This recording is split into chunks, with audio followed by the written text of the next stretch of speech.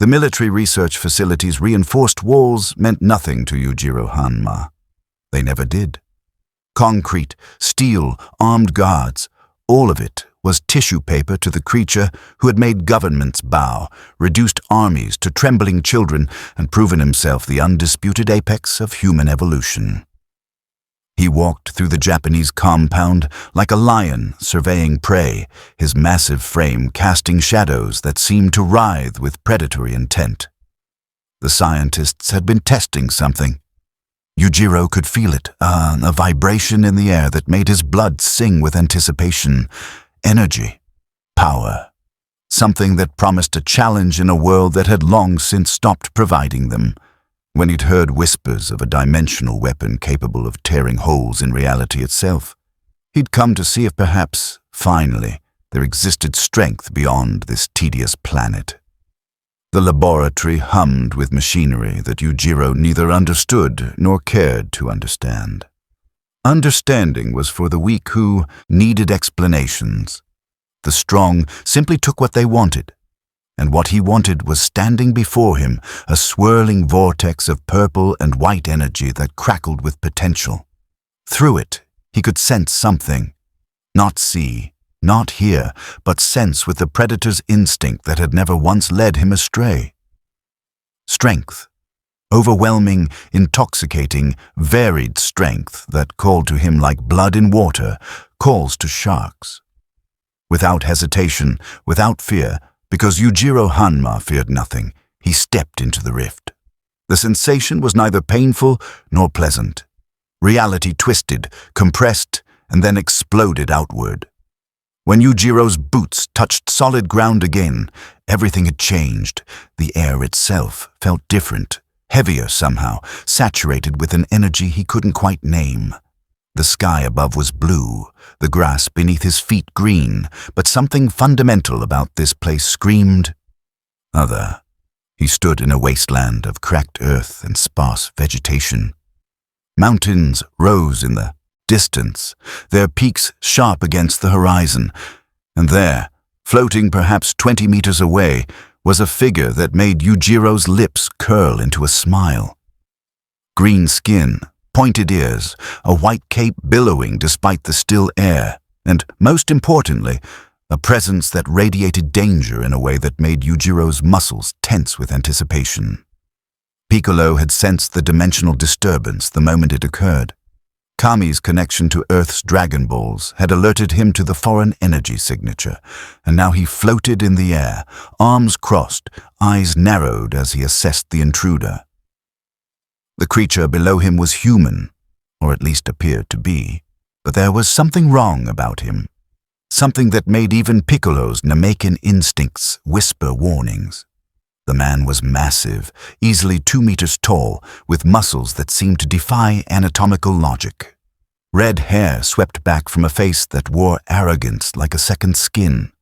But it was the aura that disturbed Piccolo most. Not Ki, because this being barely registered on that spectrum, but a raw, predatory malevolence that felt like standing before a natural disaster given flesh. "Who are you?" Piccolo demanded, his voice carrying the weight of Earth's guardian. "How did you get here?" Yujiro's smile widened, revealing teeth that looked just slightly too sharp. His eyes, ancient, knowing, utterly devoid of anything resembling mercy, locked onto Piccolo with an intensity that had made world leaders soil themselves. "I am Yujiro Hanma, the strongest creature on Earth." "Your Earth, maybe," Piccolo said, and there was something in his tone that made Yujiro's predator instincts flare to full alert. "This is a different world entirely. And if you've come looking for a fight," Yujiro moved. One moment he was standing still, the next he had crossed 20 meters in a blur of motion that left afterimages, his fist driving toward Piccolo's floating form with enough force to shatter concrete and collapse buildings. The speed was beyond human, beyond what should have been possible, and represented decades of martial arts mastery, compressed into a single devastating strike. Piccolo caught the fist with his open palm. The shockwave rippled outward, cracking the ground beneath where Yujiro had launched from, but Piccolo's arm didn't budge. His hand completely encompassed Yujiro's fist, stopping the attack as easily as an adult stops a child's tantrum. The Namekian's expression didn't change. He wasn't even straining. For the first time in decades, Yujiro Hanma felt something unfamiliar crawl up his spine. Not fear, never fear, but recognition. He had just thrown a punch that could stop earthquakes.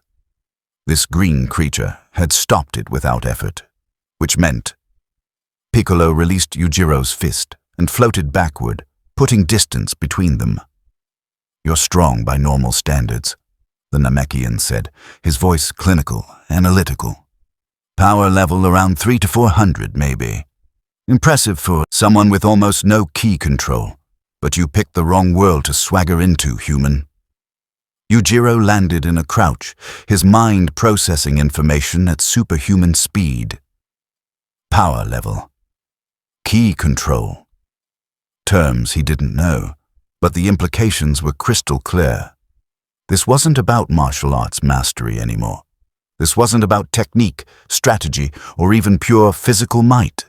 This creature possessed something else entirely, something that let him float in the air, something that made his physical strength dwarf Yujiro's own, despite a frame that was actually smaller. Energy.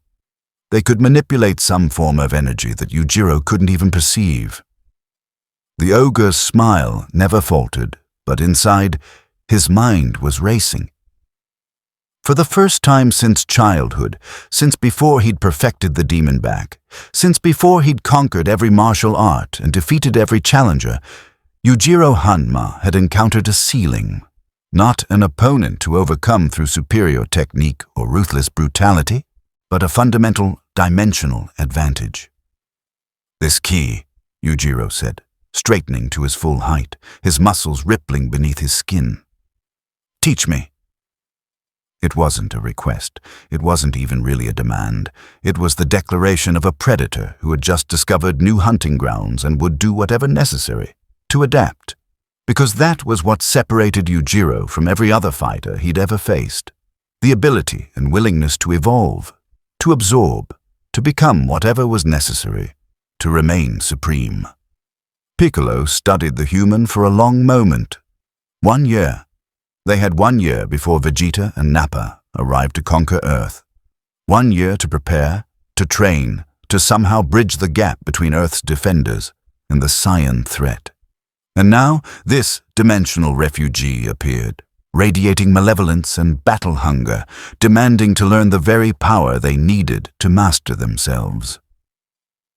The Namekian made a decision that would reshape Earth's defense. "Fine," Piccolo said. "But understand this, Yujiro Hanma, we're preparing for an invasion. Warriors from a race called Saiyans are coming to exterminate every living thing on this planet. If you want to learn ki control, you'll help us fight them. And if you cause trouble before then..." Piccolo's aura suddenly flared. A white-purple energy that erupted around his body like flames, making the air crackle and the ground tremble. His power level spiked, and even Yujiro's untrained senses could feel the pressure of it, like standing at the bottom of an ocean. "I'll kill you myself." Yujiro's demon back activated. The muscles across his upper back flexed and swelled, forming the distinctive pattern of a demon's face. Eyes, nose, mouth, carved from pure muscle and representing the absolute pinnacle of physical development. His power surged, his speed increased, his already superhuman abilities amplified to their theoretical maximum. The ground beneath his feet cracked from the pressure of his stance. "I accept," Yujiro said, and his voice carried the promise of violence, evolution, and the certainty that one day he would surpass even this. "Let's see what this universe can teach the ogre." Piccolo gestured toward the mountains in the distance. "Follow me, and try to keep up." The Namekian shot into the sky, moving at speeds that blurred his form. Yujiro watched him go, calculating, adapting, already planning how he would learn to fly, to manipulate this ki energy, to evolve beyond his current limits. Because that was what Yujiro Hanma did. He conquered, He dominated. He became supreme. This universe had no idea what it had just invited in. The mountains known as the Break Wasteland had been Piccolo's training ground for months now. Remote, desolate, and far from civilization. Perfect for the kind of intense preparation Earth's defenders needed before the Saiyans arrived. Gohan was already there when Piccolo descended, with the strange human following on foot below, moving across the terrain with a speed and efficiency that spoke of absolute physical mastery. The 5-year-old half-Saiyan looked up from his meditation, his tail unwrapping from his waist. "Mr. Piccolo, who's that?" Yujiro studied the child with the same intensity he applied to all potential opponents. Small frame, innocent face, but something in the boy's eyes, and more importantly, something in the energy signature that even Yujiro's untrained senses could vaguely perceive, suggested hidden depths. The tale was unusual, not human despite the boy's otherwise normal appearance. "Someone who's going to be training with us," Piccolo said, landing beside Gohan. "Yujiro Hanma, this is Gohan. He's half-human," Yujiro interrupted, his analytical mind piecing together details with frightening speed. "The other half is whatever those Saiyans you mentioned are, which means this child has the same potential as the enemy." Interesting. Gohan took an involuntary step backward. There was something about the way this man looked at him, not with kindness or even contempt, but with the calculating assessment of a predator deciding if something was worth eating. It reminded him of the first time he had met Mr. Piccolo, except worse. This man felt like pure danger compressed into human shape. Piccolo moved between them, his posture protective despite his harsh training methods. "The boy is under my instruction. You'll keep your distance unless I say otherwise." Yujiro's smile was razor-thin. Protective. How sentimental. But he made no move toward the child. Sentiment was weakness, yes, but tactics were survival. This Piccolo could fly, could manipulate energy, and had stopped his punch with casual ease. Until Yujiro understood and mastered this key, direct confrontation would be premature. "Sit," Piccolo commanded, taking a meditation stance. Gohan immediately mirrored him. After a moment, Yujiro settled into a similar position, though his muscles remained coiled, ready to explode into action at any moment. Meditation for the ogre was never true stillness. It was the temporary patience of an ambush predator. "Kai is life energy," Piccolo began, his voice taking on the cadence of instruction. "Every living thing possesses it. The key is learning to sense it, control it, and manifest it. For someone with no training, it's like trying to flex a muscle you've never used. Sir, close your eyes." Yujiro's eyes remained open for 3 full seconds, a lifetime for someone of his reaction speed, before he allowed them to close. Control. This was about control. And if there was one thing Yujiro had mastered over his lifetime, it was control over his own body. "Feel the energy inside you," Piccolo continued. "Not your blood flow, not your heartbeat. Deeper. The force that drives every cell, every movement. In your world, you might have called it life force or spirit or a dozen other names. Here, we call it ki." Minutes passed. Gohan's aura flickered gently around him. The boy had natural talent. Saiyan heritage making ki manipulation almost instinctive once he understood the basics. Piccolo's own energy pulsed in controlled rhythm, a demonstration of perfect mastery. Yujiro felt nothing. His jaw tightened imperceptibly. Failure was not something the ogre experienced. Every martial art, every technique, every physical challenge, he had conquered them all on first or second attempt through sheer superiority. But this was different. This wasn't about muscle memory or physical supremacy. This was about perceiving and manipulating something he had never known existed. "You're trying to force it," Piccolo observed, without opening his eyes. "Kai isn't something you dominate through strength. It's something you guide, channel. The harder you try to grab it, the more it slips away. Weakness, Yujiro growled. "In my world, the strong take what they want." "And that's why your world is weak compared to this one," Piccolo replied, his voice hard. "Power level 400 might make you supreme there. Here, you're barely above average. Farmers with rifles have power levels of 5. Children with minimal training reach hundreds. The Saiyans coming to destroy us? The weaker one has a power level of 4,000, the stronger one 18,000. Yujiro's eyes snapped open. "You're saying I'm weaker than a child?"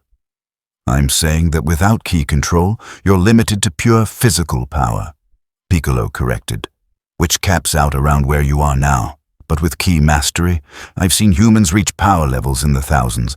Goku, before he died fighting Raditz, had a base power level of 416, but when he focused his Kai with a technique called Kaioken, he doubled that.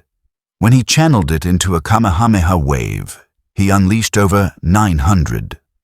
That's the difference between knowing how to fight and knowing how to use ki." The ogre processed this information with the cold calculation of a grand strategist. Physical superiority had reached its ceiling. The path to greater power, true power in this universe, ran through energy manipulation. His pride screamed at the concept of guiding rather than dominating, but his survival instinct and hunger for supremacy overrode ego. Yujiro Hanma would master ki, and then he would surpass every fighter in this universe. "Again," he said, closing his eyes. Piccolo allowed himself the smallest hint of approval. The human was arrogant, brutal, and fundamentally dangerous, but he could learn. That made him useful. Whether he'd remain controllable after gaining power was another question entirely. 3 days passed in the wasteland, and Yujiro's frustration had evolved into something dark and volcanic. He had mastered the martial arts of 137 different styles. He had learned to stop earthquakes with his fists, to read opponents' nervous systems like open books, to end fights before they began through pure intimidation. But this kui, this fundamental energy that even the child could manipulate, remained stubbornly beyond his grasp. Gohan practiced his energy control nearby, small spheres of yellow kai forming in his palms, growing and shrinking as he refined his focus. The boy's natural talent was infuriating. Piccolo floated above them both, arms crossed, occasionally offering corrections but primarily observing. Yujiro sat in meditation stance, every muscle in his body screaming to move, to fight, to conquer. Instead, he searched internally for something he couldn't see, touch, or quantify. It was like being blind in a world of sight, and the ogre had never been anything but superior. "Your problem," Piccolo said suddenly, descending to ground level, "is that you're trying to dominate your own life force. Ki responds to will, yes, but not to the kind of tyrannical control you're used to. You need to stop being a dictator to your own body." "The strong rule," Yujiro replied, eyes still closed. "Even over themselves. Then you'll never learn." Piccolo's tone was matter-of-fact. "Go back to your own world." Yujiro's eyes opened, and for a moment, the sheer killing intent that radiated from him made even Piccolo tense. The air itself seemed to thicken, and Gohan gasped, taking several steps backward. This wasn't Kai, it was something else, something purely predatory. The aura of a creature so steeped in violence that his very presence altered reality's texture. "I do not fail." Each word was a separate declaration of absolute certainty. "Then stop trying to strangle your Kai into submission," Piccolo shot back. "Feel it. Work with it. You want power in this universe. This is the price. Accepting that brute force alone won't get you there." The standoff lasted 5 seconds. Then Yujiro closed his eyes again, and this time his approach changed. Not domination, not control. He thought of it like water, something that could be channeled, directed, but not crushed in a fist. The philosophy went against every instinct he'd honed over decades, but Yujiro's greatest strength had always been ruthless adaptability. Hours passed. The sun crossed the sky, and then, there, a flicker. A sensation like feeling a muscle that had been numb since birth suddenly respond. It wasn't external. It was him. An energy current flowing through every cell, sustaining every function, existing beneath his conscious awareness like a heartbeat. He'd been so focused on finding something outside himself that he'd missed the power within. Yujiro's eyes snapped open, and for the first time since arriving in this universe, he smiled with genuine satisfaction. "I feel it. Don't lose it," Piccolo warned. "Sensing Kai is step one. Now you need to move it, channel it, express it. Gohan, show him." The boy stepped forward nervously, extending his small hand. Yellow energy coalesced in his palm. Visible, tangible ki made manifest. It glowed like captured sunlight, humming with power. You have to imagine it flowing from your center to wherever you want it to go, like water through pipes or electricity through wires. Yujiro extended his own hand, palm up, and focused on the sensation he'd just discovered. The ki current inside him. He tried to direct it toward his hand, to push it, guide it, force it. Nothing happened. He tried again. The internal sensation was there, but translating it to external manifestation remained beyond him. It was like knowing how to tense a muscle, but not knowing how to actually move the limb. "It takes time," Piccolo said. "Most people need weeks or months to even sense their ki. You did it in 3 days, which is exceptional, but the gap between sensing and controlling is wide. Yujiro's demon back activated. The transformation was instantaneous, his upper back muscles flexing and swelling into the demonic face pattern that represented his ultimate state. His physical power surged, his speed increased, his senses sharpened. And more importantly, the ki current inside him responded to the transformation, flowing faster, burning brighter, as if his body's ultimate state naturally enhanced the energy he'd been struggling to control. This time, when he focused on his palm, something happened. It wasn't much. A faint shimmer in the air above his hand, barely visible, lasting less than a second before vanishing. But it was there. Tangible proof that Yujiro Hanma could manipulate ki. "Interesting," Piccolo muttered. "Your transformation enhances your ki flow. I've never seen anything quite like that muscular change. But the principle is similar to Kaioken, amplifying your body's natural energy circulation." Yujiro stared at his hand, where the shimmer had appeared. In 3 days, he had gone from complete ignorance to first manifestation. In his world, that would have been impossible. Mastery of advanced martial arts took years, sometimes decades, but this wasn't martial arts. This was evolution, and Yujiro Hanma evolved faster than any creature had right to. "More," he demanded. "Teach me to fly. Teach me to project energy. Teach me everything." Piccolo glanced at Gohan, who was watching Yujiro with a mixture of fear and fascination. The Namekian made a decision. This human was dangerous, yes. Potentially uncontrollable, absolutely. But in 1 year, warriors with power levels in the tens of thousands would arrive to exterminate Earth.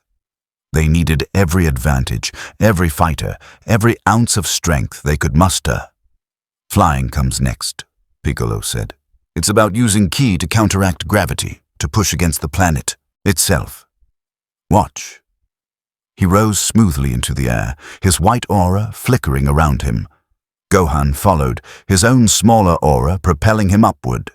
They floated 20 meters above Yujiro, demonstrating the technique that separated trained Kai users from mundane fighters.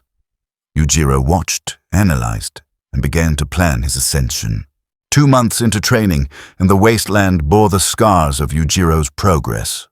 Craters dotted the landscape where his failed attempts at energy projection had released uncontrolled bursts. Shattered rock faces marked his combat practice.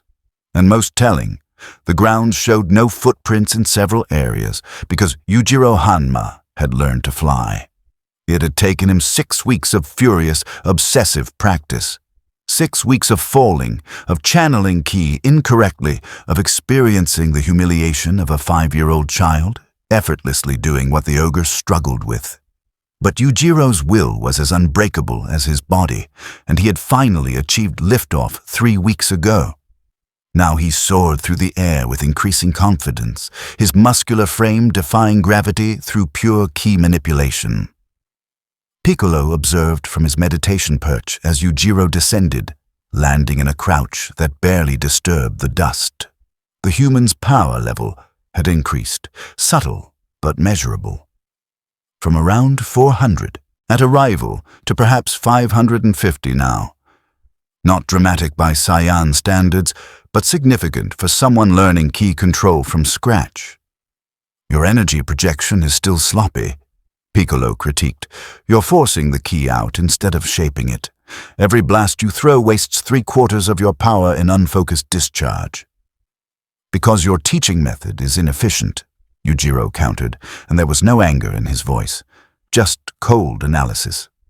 You tell me to feel and guide without explaining the mechanical principles, but I've been studying your technique. When you fire a beam attack, you're not just pushing Kai forward, you're compressing it, spinning it, giving it structure. It's not unlike how I generate force through muscle fiber recruitment patterns. Piccolo's eyes narrowed. You figured that out just from watching. I've mastered 137 martial arts styles by observation and analysis, Yujiro replied. This is no different. Every technique has underlying principles. Once you understand those, replication becomes simple.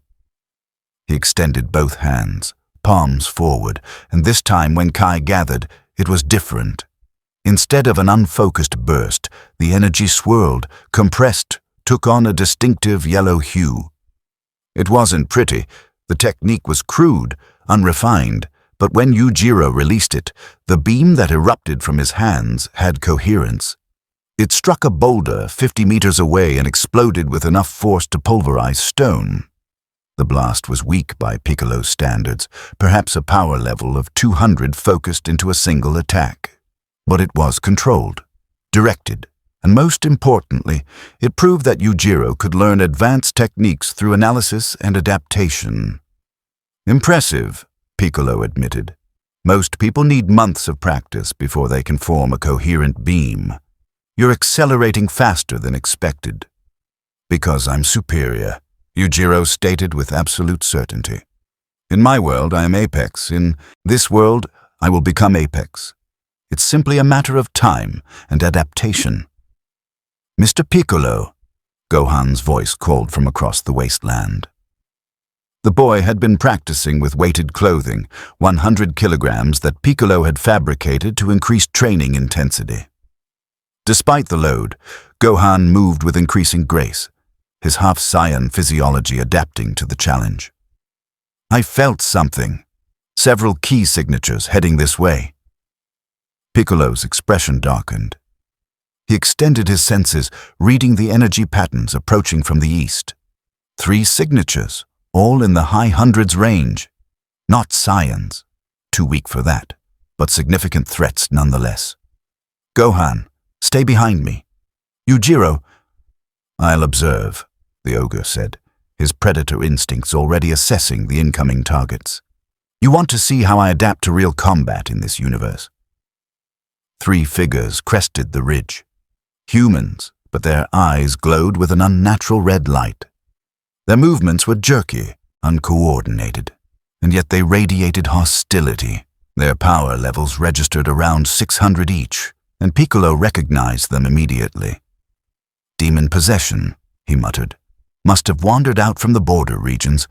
Normally Kami would handle this, but with Earth's defenders scattered for training, the possessed humans attacked with mindless aggression, firing poorly formed ki blasts toward the group. Piccolo batted them aside with contemptuous ease, but Yujiro moved forward, his analytical mind cataloging everything. the way they channeled ki, the inefficiency of their attacks, the gaps in their defensive posture. One of the possessed lunged at him, fist wreathed in red-black energy. Yujiro didn't dodge. Instead, he caught the wrist, redirected the force using Aiki principles, and delivered a devastating liver shot that should have dropped any normal human instantly. The possessed fighter barely flinched. Enhanced durability. Of course. Kai-reinforced bodies could withstand damage that would cripple normal humans. Yujiro's smile widened. This was useful information. He followed up with a knife-hand strike to the throat, a technique that would crush a windpipe and end a fight immediately in his world. Here, it merely staggered his opponent backward. The gap between his pure physical strikes and Kai-enhanced durability was clear. Without channeling energy into his attacks, Yujiro was fighting uphill. So he adapted. Focusing on the ki current he'd spent months learning to feel, Yujiro channeled energy into his fist for the first time during actual combat. It wasn't elegant. The energy coating was unstable, flickering, threatening to disperse. But when his punch connected with the possessed fighter's jaw, the result was dramatically different.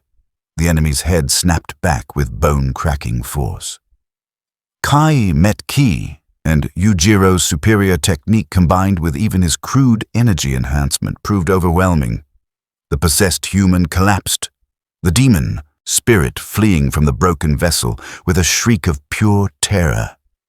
Not from the damage, but from the malevolent presence it sensed in Yujiro himself. Even demons recognized a greater predator. The remaining two possessed fighters turned toward Yujiro, their survival instincts momentarily overriding demonic control. Piccolo watched, arms crossed, as the human who'd arrived 2 months ago, unable to fly or project energy, now fought with ki-enhanced strikes against supernatural threats. "Gohan," Piccolo said quietly, "watch carefully. This is what happens when someone with absolute mastery of physical combat learns energy manipulation. It's not about raw power. It's about the integration of technique and Kai." Yujiro moved through the possessed fighters like a scalpel through flesh. Every strike was precisely placed, targeting weak points in their ki defense, exploiting gaps in their awareness. He combined pressure point techniques with energy disruption, using his superior combat intelligence to dismantle opponents who technically had higher power levels. Within 90 seconds, all 3 possessed humans lay unconscious, the demon spirits exorcised through sheer violence. Yujiro stood among the fallen, his breathing barely elevated, his demon back still active. He examined his hands where Kai had flowed during combat.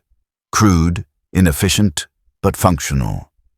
In 2 months, he had gone from 0 to combat-capable in a universe that operated on completely different power principles. 7 more months until the Saiyans arrive, Piccolo said. "If you maintain this learning curve." "I'll be ready," Yujiro finished. "Tell me about these Saiyans." "Everything, their fighting styles, their transformations, their weaknesses. I want complete tactical data." Piccolo studied the human for a long moment. Yujiro had no interest in protecting Earth, no loyalty to its people, no heroic motivations. But he possessed something more reliable than heroism. Ego. The Saiyans represented stronger prey, greater challenges, and the potential for Yujiro to test himself against warriors who had mastered what he was still learning. "The Saiyans are a warrior race," Piccolo began. "They're born fighters, each one capable of increasing their power through combat. They can transform into giant apes under a full moon, multiplying their strength tenfold. The 2 coming to Earth are named Nappa and Vegeta. Nappa is the muscle, brutal, straightforward, power level around 4,000. Vegeta is the prince of their dead race, tactical, ruthless, and his power level exceeds 18,000. Yujiro's eyes gleamed with predatory hunger. 18,000. And your current power level is? Fused with Kami's other half, around 408, Piccolo admitted. Through training, I might reach 800 or 1,000 by the time they arrive. The other Earth defenders, Krillin, Tien, Yamcha, Sota, are training with Kami. They'll reach similar levels if they survive the preparation. Insufficient, Yujiro declared. You're preparing to lose. Where's the one you mentioned before? Goku. Training with King Kai in the afterlife, Piccolo said. He died defeating Raditz, Vegeta's weaker subordinate. If he successfully completes King Kai's training, he might return with techniques powerful enough to make a difference. But we can't count on him alone. Then I'll become the difference? Yujiro's declaration wasn't confidence. It was inevitability. Teach me everything you know. Every technique, every principle, every method of power increase. In 7 months, I'll surpass your expectations. Gohan, listening to the exchange, felt conflicted.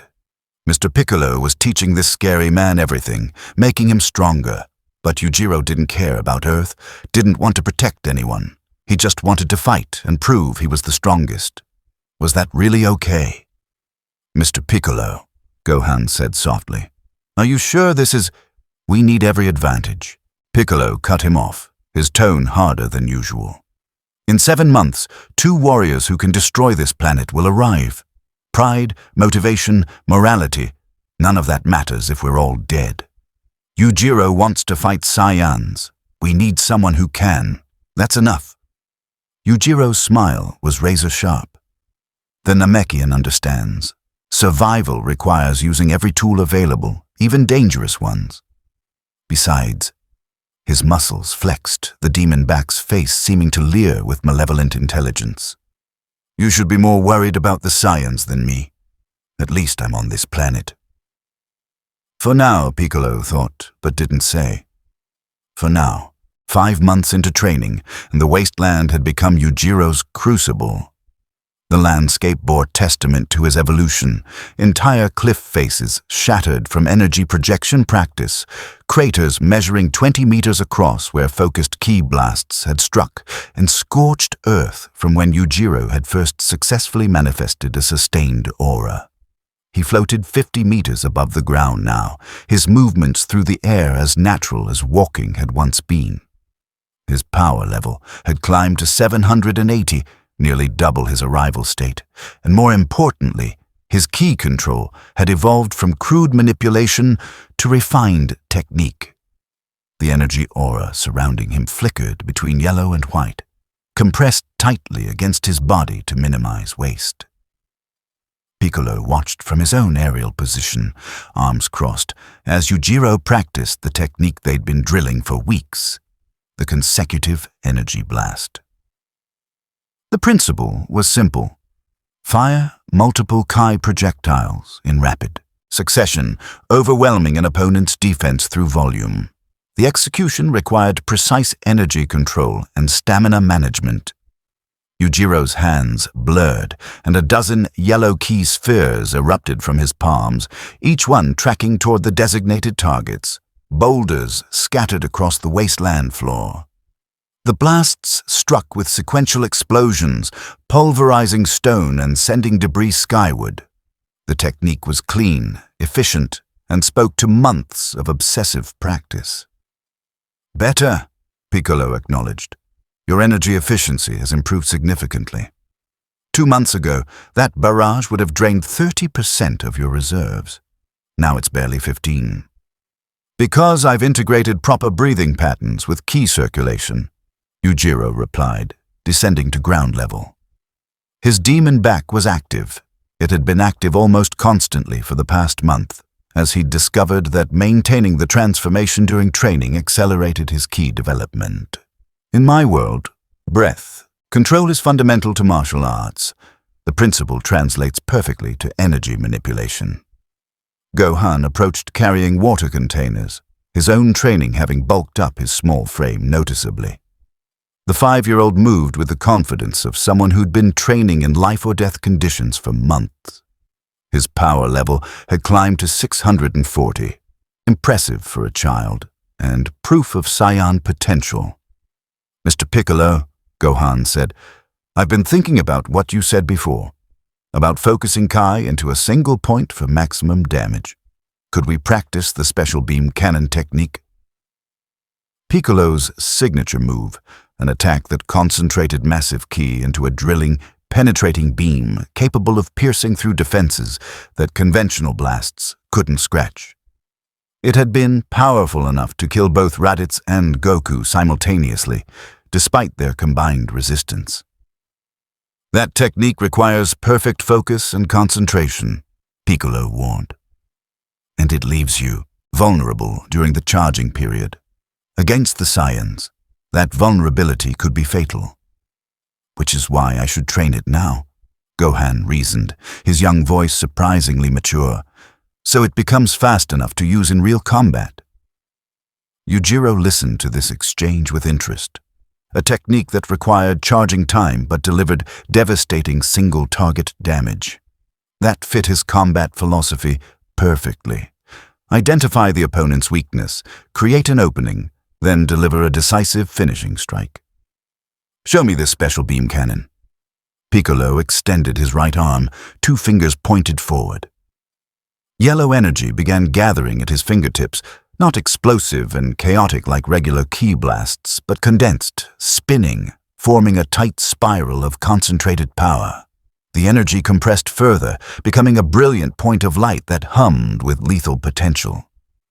The key, Piccolo explained as the energy built, is rotational compression. You're not just gathering Kai, you're forcing it to spin at extreme velocity, creating a drilling effect that can pierce through almost anything. The longer you charge it, the more powerful it becomes. But he released the technique. A brilliant yellow beam erupted from his fingers, spiraling through the air with a distinctive drill-like pattern. It struck a massive boulder 300 meters away, and instead of simply exploding the rock, the special beam cannon drilled completely through. A perfect circular hole punched through 20 meters of solid stone before the beam finally dispersed. The charging time means your opponent can dodge, counter, or interrupt, Piccolo finished. It's a calculated risk. Yujiro's analytical mind was already dissecting the technique. Rotational energy compression, sustained release rather than explosive discharge, penetrating force concentrated into minimal area for maximum effect. It was fundamentally similar to how he generated power with the demon back, concentrating force into a single devastating moment. I'll master it, Yujiro declared with absolute certainty. Most people need years to learn the special beam cannon, Piccolo countered. Even Gohan will require months of practice before he can form a basic version. Then I'll master it faster. Yujiro extended his own arm, 2 fingers pointed forward, mimicking the stance perfectly. He'd observed the technique for less than 3 minutes, but his muscle memory and combat analysis had already recorded every detail. The finger positioning, the energy flow pattern, the breathing rhythm Piccolo had used during charging. Ki began gathering at Yujiro's fingertips, yellow energy coalescing, but it lacked the tight spiral compression. Instead, it formed an unstable sphere that flickered and threatened to disperse. Yujiro's jaw tightened. The principle was clear, but execution required a level of energy manipulation finesse he hadn't yet developed. Rotation, he muttered, focusing harder. Compress and rotate simultaneously. The energy sphere began to spin.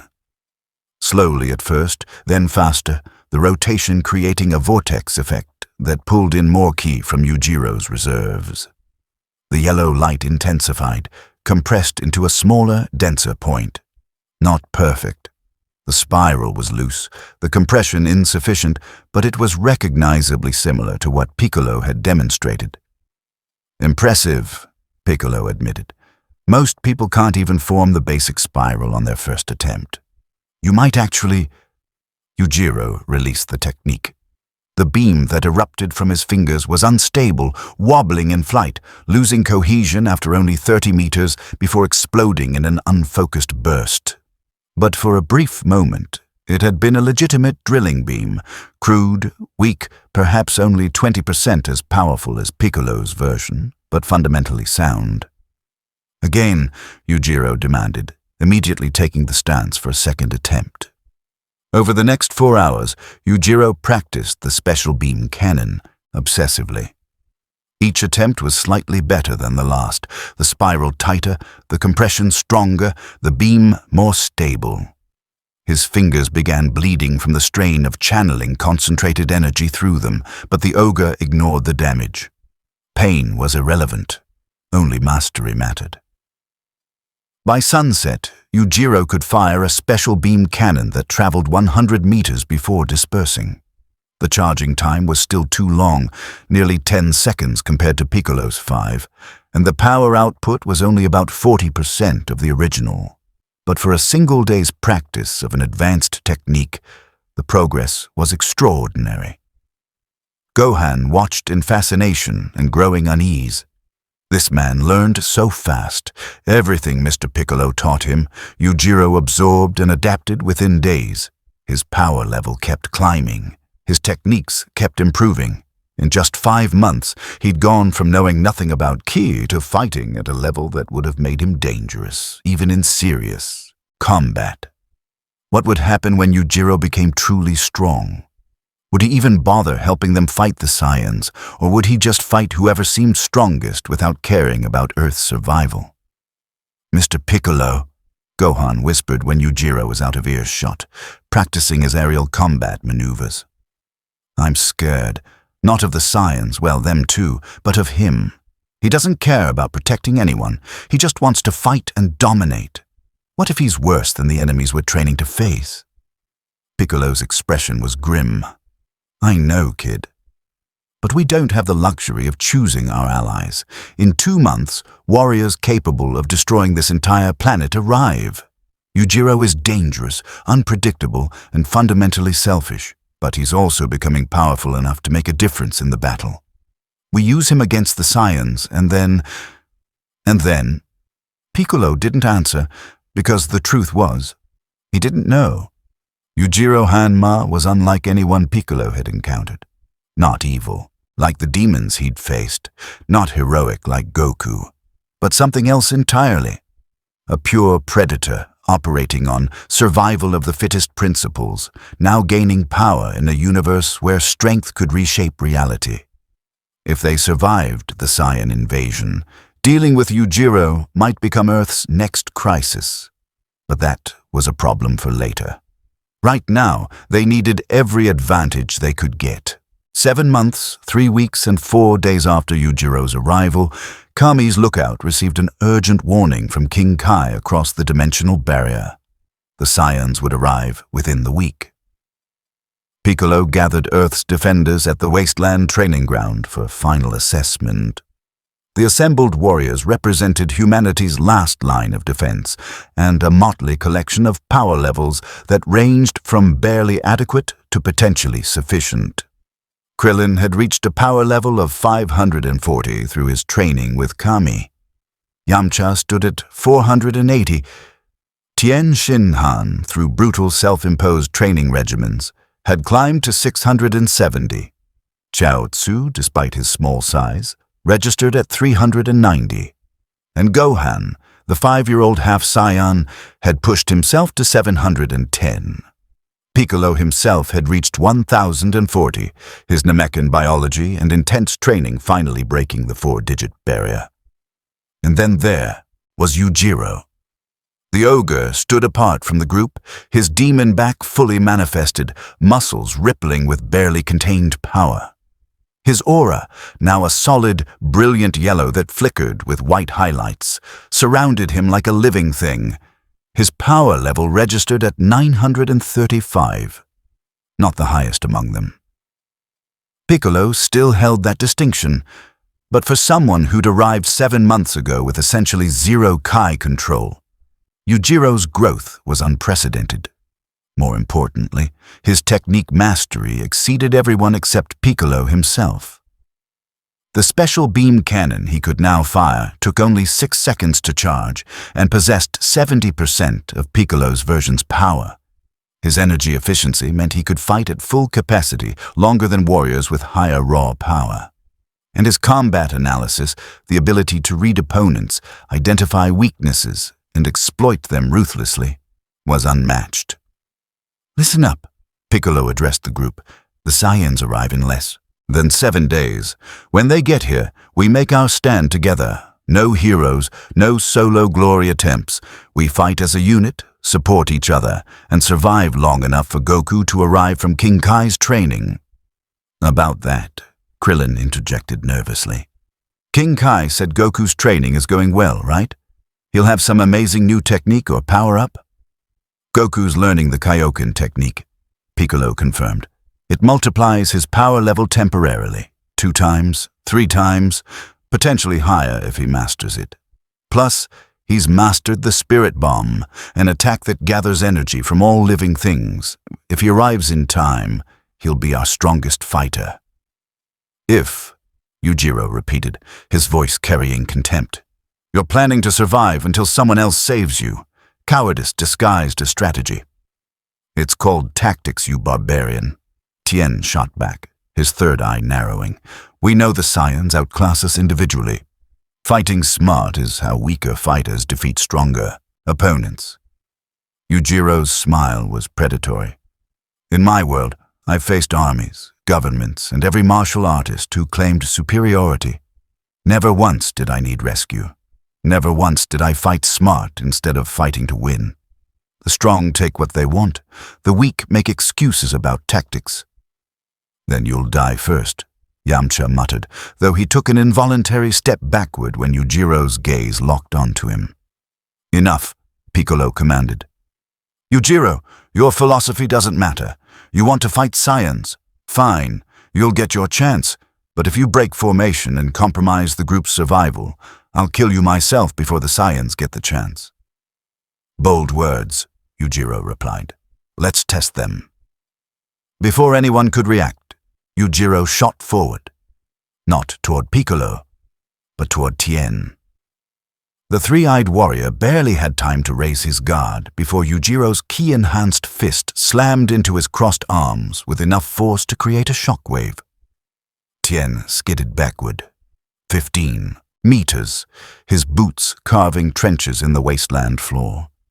"Tri-beam!" Tien roared, forming a triangle with his hands.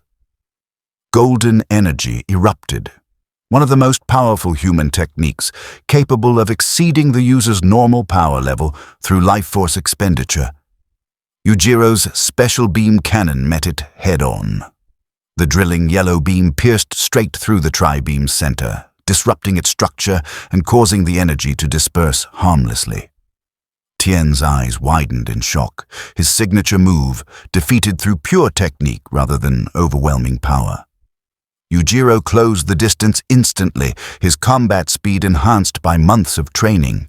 A devastating liver shot folded Tien, followed by a knife hand strike to the neck that would have killed a normal human. Tien collapsed, gasping, his power level flickering as he struggled to remain conscious. "Yujiro!" Krillin shouted, firing a Kamehameha wave. He'd learned the technique from Goku years ago during their training under Master Roshi. The blue energy beam streaked toward the ogre. Yujiro dodged with minimal movement, his combat analysis having already predicted the attack's trajectory. He appeared beside Krillin mid-flight, grabbed the shorter man's head, and drove him face first into the ground with enough force to create a crater. Krillin went limp. "Stop this!"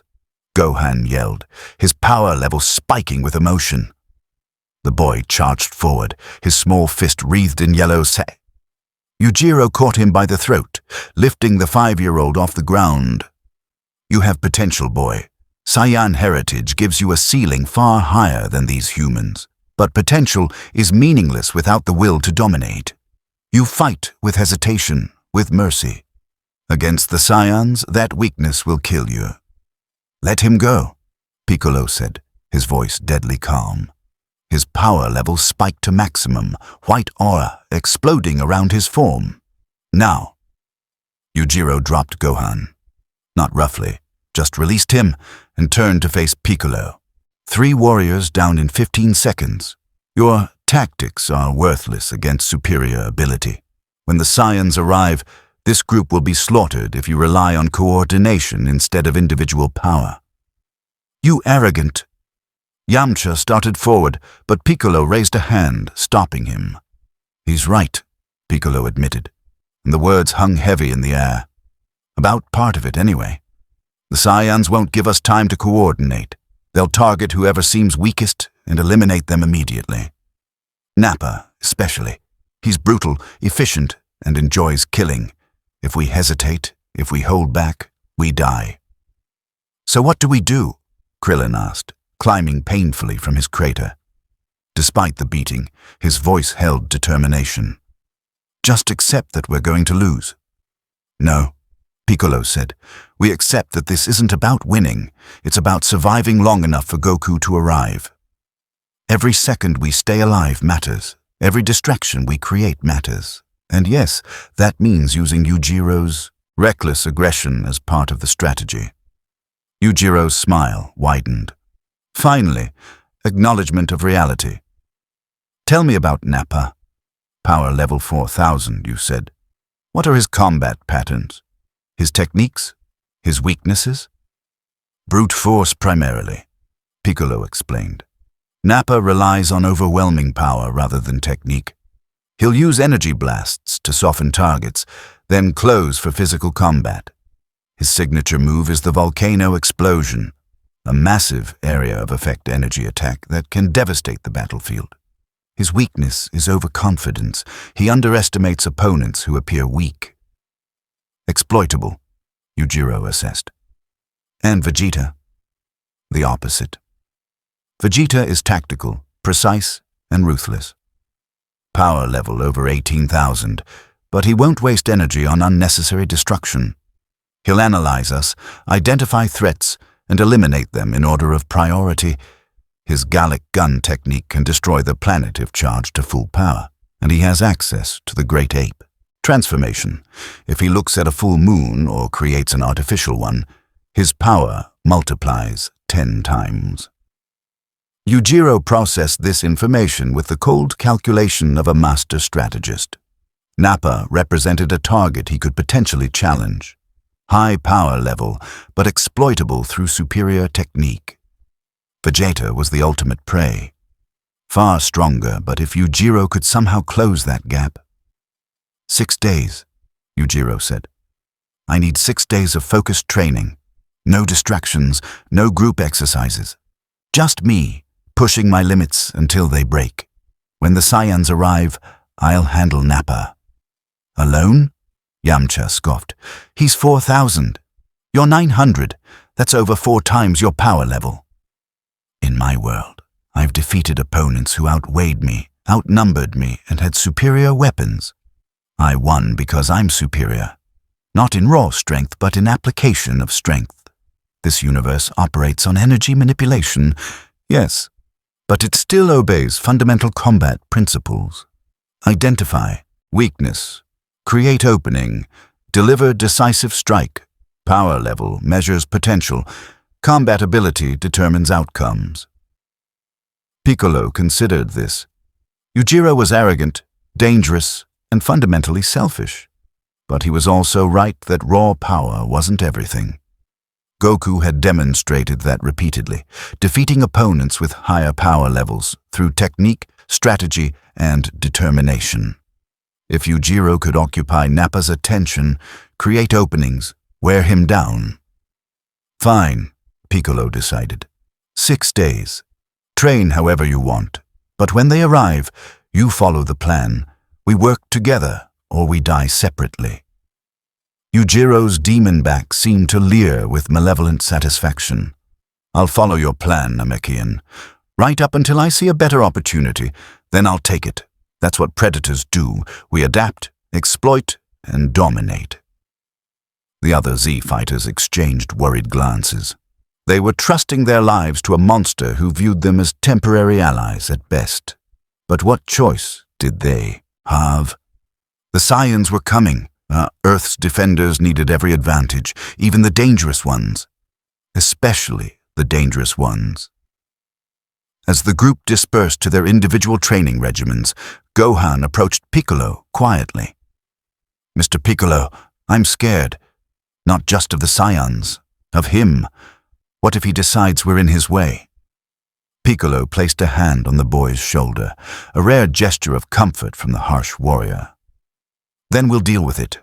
But right now, Yujiro wants the same thing we do, to fight the strongest opponents available.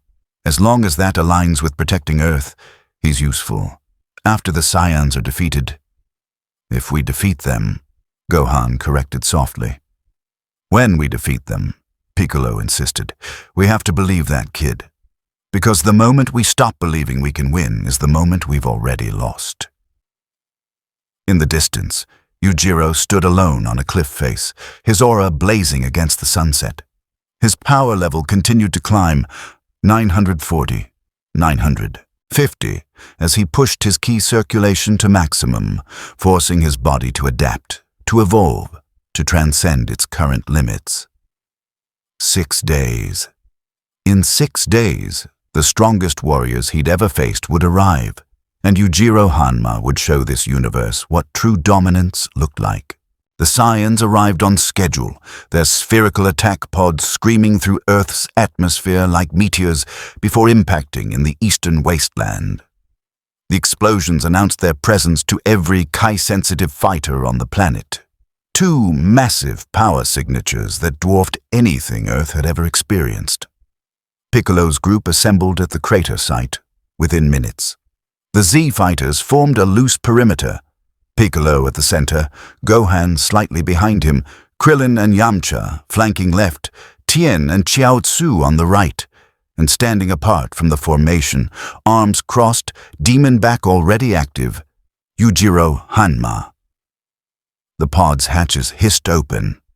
Nappa emerged first, a mountain of muscle standing over 2 meters tall, completely bald, with a thick mustache and dead eyes that promised violence.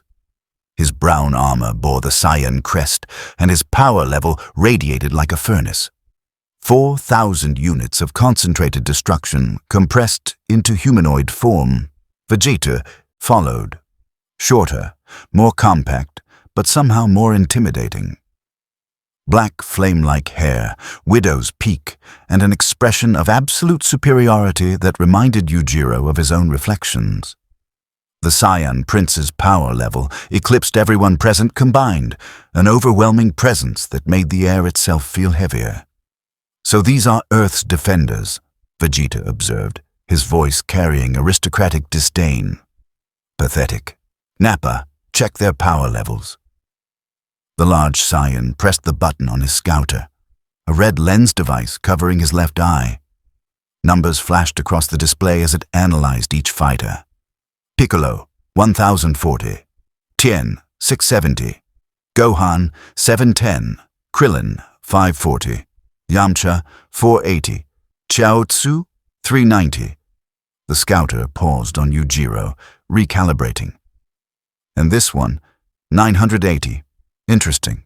He's increased his power since the device started tracking. Still insects, Vegeta dismissed. Nappa, dispose of them. I'll watch. Wait, Krillin shouted, his voice cracking with fear and desperation. Goku is coming. He's training with King Kai and will be here soon. If you just... Kakarot? Vegeta's interest sharpened. So my low-class brother survived after all. Excellent. I've been curious to see how strong the weakling became living among these humans. His smile was cruel. Nappa, make this interesting. Kill one of them every minute until Kakarot arrives. Let's see how long his friends can entertain us. Nappa's grin was savage. Which one first? The weakest. Always eliminate the weak first. It's efficient. The massive Saiyan's eyes locked onto Chiaotzu. The small psychic warrior trembled but held his ground, his tiny hands already glowing with telekinetic energy. I won't go down easy. Dodon Ray! Tien screamed, firing his master's signature beam attack, a golden lance of concentrated ki aimed at Nappa's head. The Saiyan didn't dodge. The beam struck his face directly and dispersed harmlessly, not even leaving a mark. Nappa laughed, the sound rumbling like an avalanche. Is that it? My turn. He raised 2 fingers. A massive explosion of Kai erupted from Nappa's position, not a focused beam, but a chaotic area of effect blast that consumed everything within 50 meters. The Z fighters scattered, some flying, others desperately diving for cover. The wasteland simply ceased to exist in that radius, replaced by a smoking crater. When the dust cleared, Chao Tzu was floating in the air, having barely escaped the blast radius. His power level had spiked with fear-fueled desperation. "Tien, I'll hold him. You and the others." "Chao Tzu, no!" Tien's voice carried anguish born of knowing what his friend was planning. The small warrior gathered every ounce of Kai into his body, his power level climbing as he sacrificed his own life force. He launched himself at Nappa, latching on to the Saiyan's back. Self-destruct! White light consumed them both. The explosion was massive. Chao Tzu had channeled his entire life force into a suicide attack with a power output exceeding 1,500. The shockwave flattened everything for 100 meters, and for a moment, the Z fighters dared to hope. Then, Nappa walked out of the smoke, his armor slightly scorched, but his body completely unharmed. Weak, that wouldn't kill a Saiyan child. "Chao Tzu!" Tien's scream was anguish and rage combined.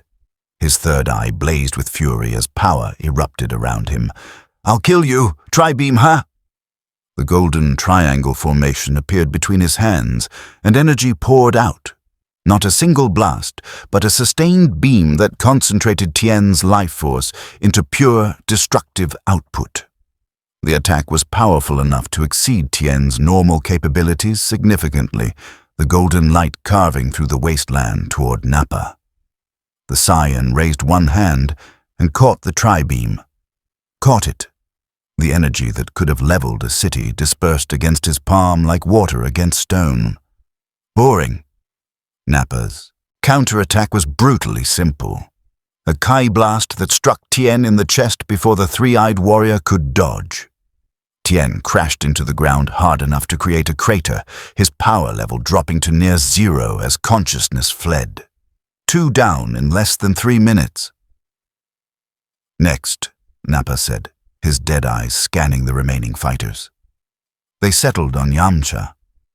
"You, the one with the scar. Come die." Yamcha's hands trembled, but he took a fighting stance anyway. Years of training under Master Roshi, countless battles, the humiliation of being considered the weakest Z fighter, it all crystallized into desperate courage. "Wolf Fang Fist!" He blitzed forward, his signature technique launching a rapid-fire combination of strikes enhanced with ki.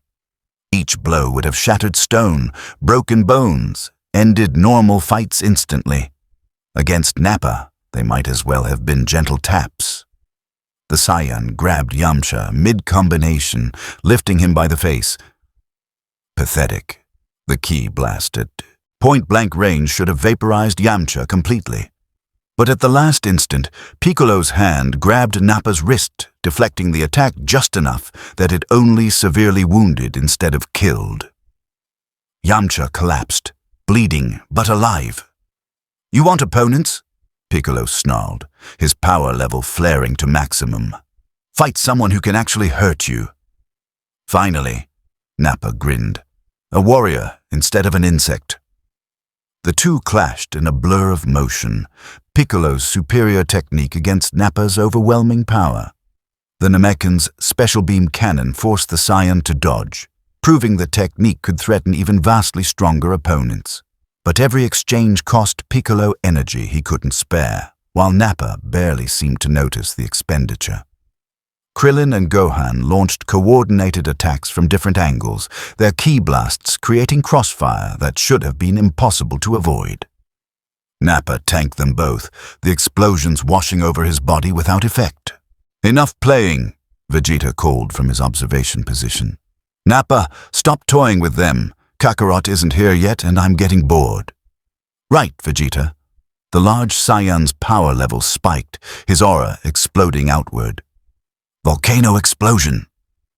Nappa slammed both palms into the ground, and the entire battlefield erupted. Magma-like energy burst from the earth in dozens of locations simultaneously, creating a death trap that the scattered Z-fighters couldn't all avoid. Piccolo shielded Gohan with his body, taking burns across his back. Krillin barely escaped, his GI scorched and power level dropping from the near miss. And through the chaos, moving with predatory grace, came Yujiro Hanma. He'd been observing, analyzing, cataloging every technique, every power expenditure, every tactical decision. Nappa fought like a brawler, overwhelming force with minimal finesse. High power level, yes, but crude application. Exploitable gaps in his defense, predictable patterns, and most importantly, the same overconfidence that had gotten opponents killed in Yujiro's world. "Namekian," Yujiro said, his voice cutting through the battlefield chaos. "Move." Piccolo glanced back, saw the ogre's demon back fully manifested, his aura blazing brighter than it had ever been. The human's power level had climbed to 1050 during the 6 days of isolated training, not through any dramatic transformation, but through brutal, obsessive refinement of ki control and technique integration. "You'll die," Piccolo warned. "Perhaps," Yujiro acknowledged, "but I didn't come to this universe to hide behind others. Move." The Namekian hesitated, then pulled back, taking Gohan with him. The Z-fighters created distance, giving the battlefield to 2 warriors, one representing Saiyan might, one representing Earth's most dangerous predator. Nappa laughed. "Finally. The one with the interesting power level. You actually grew stronger while watching us fight. That's almost Saiyan-like." His grin was feral. "Show me what you can do before I break you." Yujiro's smile matched the Saiyan's malevolence. "In my world, I'm called the Ogre, the strongest creature on Earth. I've defeated armies, crushed governments, and proven my superiority over every challenger." He dropped into a combat stance that blended 137 martial arts into perfect efficiency. "You're about to learn why." He moved. Not recklessly, despite his confidence. Yujiro had observed that Nappa relied on his power level advantage, expecting opponents to either flee or launch desperate attacks. Instead, Yujiro used Aiki principles, minimal movement, maximum efficiency, positioning himself where Nappa's overwhelming strength became a liability. The Saiyan's punch whistled past Yujiro's head, missing by centimeters. The ogre's counter-strike targeted the elbow joint, not enough power to break it, but ki-enhanced precision disrupted the energy flow through Nappa's arm, temporarily. It was like hitting a pressure point, except the nerves were Kai pathways. Nappa's eyes widened fractionally. "You actually hurt me. Impossible. Your power level is..." "Meaningless," Yujiro finished, already moving. His special beam cannon fired from point-blank range, the drilling energy aimed not at Nappa's chest, but at his face, specifically the scouter. The device exploded, and more importantly, the concentrated beam burned Nappa's left eye, causing the Saiyan to roar in pain and anger. "Clever," Vegeta observed from the sidelines, his arms still crossed. "He's targeting weak points instead of trying to match power directly. That one actually understands combat." Nappa's retaliation was furious, a barrage of ki blasts that turned the battlefield into an apocalyptic hellscape. But Yujiro moved through the destruction with the grace of a lifetime's combat experience, his enhanced ki sense allowing him to predict trajectories and find the gaps in the assault. He closed distance again, this time targeting Nappa's knee with a devastating low kick enhanced by concentrated ki. The joint hyperextended with an audible crack. Not broken, because Saiyan durability was incredible, but damaged enough to affect mobility. "Stop dodging and fight!" Nappa screamed, his power level spiking with rage. "I am fighting," Yujiro replied calmly. "You're just losing." It wasn't entirely true. The damage Yujiro inflicted was superficial compared to Nappa's total capacity. But psychological warfare was as much a part of combat as physical strikes. Make the opponent angry, force mistakes, exploit openings. In his world, Yujiro had defeated opponents stronger than himself through this exact methodology. Nappa's next attack was wild, telegraphed, fueled by rage rather than strategy. Yujiro countered with his own version of the Ogre's ultimate technique. A punch delivered with perfect form, perfect timing, channeling 1,050 units of power through a single point, enhanced by demon back amplification and months of key manipulation training. The strike connected with Nappa's solar plexus. For the first time in the battle, the Saiyan staggered backward, genuine pain flashing across his features. The power level difference was still massive, 4,000 versus 1,050, but technique, precision, and tactical superiority had allowed Yujiro to land a genuinely damaging blow. "Enough!" Nappa roared, his aura exploding outward with such force that it cratered the ground beneath him. "I'll stop holding back. You want to fight a real Saiyan? Here!" His power level spiked, not to full capacity, because that would be overkill, but to 60%. 2,400 units of concentrated power that made the air itself scream. The gap between him and Yujiro doubled instantly. And Yujiro smiled. Because now, Nappa was taking him seriously. Now the Saiyan was treating this as a real fight instead of an execution. And that meant everything Yujiro had learned about this universe, about key manipulation, energy projection, power scaling, and combat principles, would be tested at the absolute limit. "Come," Yujiro commanded. "Show me what this universe's warriors can truly do." Nappa's increased power transformed the battlefield. Every movement generated shockwaves, every ki blast carved trenches in the wasteland, and his speed had doubled to the point where even Yujiro's enhanced reflexes struggled to track. The Saiyan was no longer playing. A crushing blow caught Yujiro's ribs, the first clean hit Nappa had landed. The impact launched the ogre backward, his body tumbling through the air before he corrected with ki-assisted flight. Pain exploded through his torso where ribs had cracked, and blood leaked from the corner of his mouth. Yujiro's smile widened. Pain. Real significant damage from an opponent operating on a completely different power scale. This was what he'd been seeking, a challenge that threatened his life, that forced evolution, that demanded he transcend his current limits or die trying.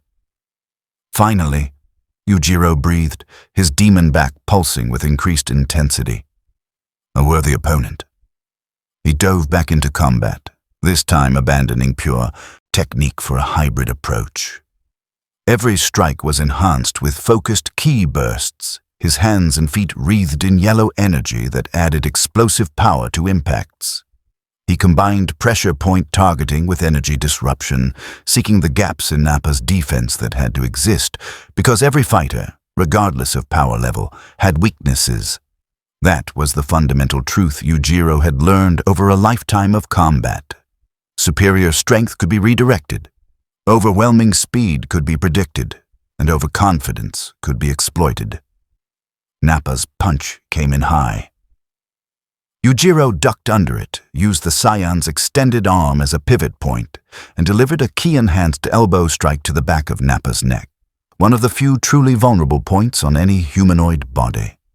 The blow connected with satisfying force, and Nappa actually stumbled. "You little—" The Saiyan's backhand would have decapitated most opponents. Yujiro barely got his arms up in time, crossed in a defensive posture, ki reinforcing his guard.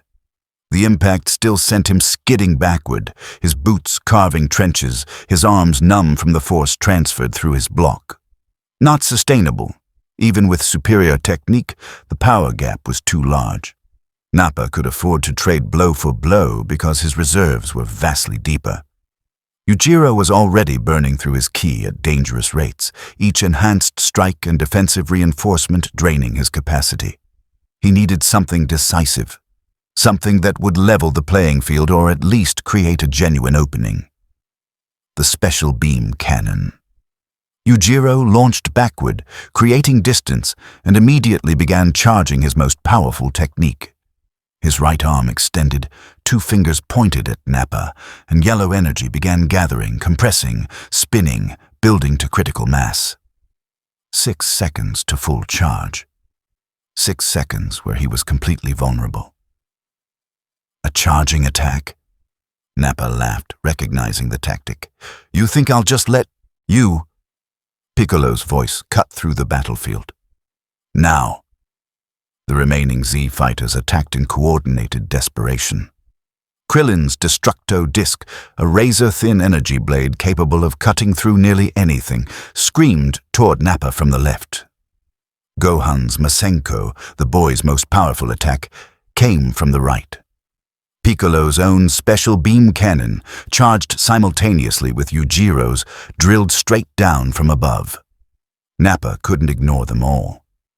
The Destructo Disc especially, its cutting power could actually threaten him if it connected properly. He was forced to dodge, to defend, to split his attention between multiple vectors of attack. 3 seconds. 4. 5. Yujiro's special beam cannon reached full charge, a brilliant yellow spiral of compressed death that hummed with all of his remaining power, concentrated into a single strike. 1,050 units focused into a point smaller than a coin, rotating at speeds that made the energy itself scream. Special. Beam cannon.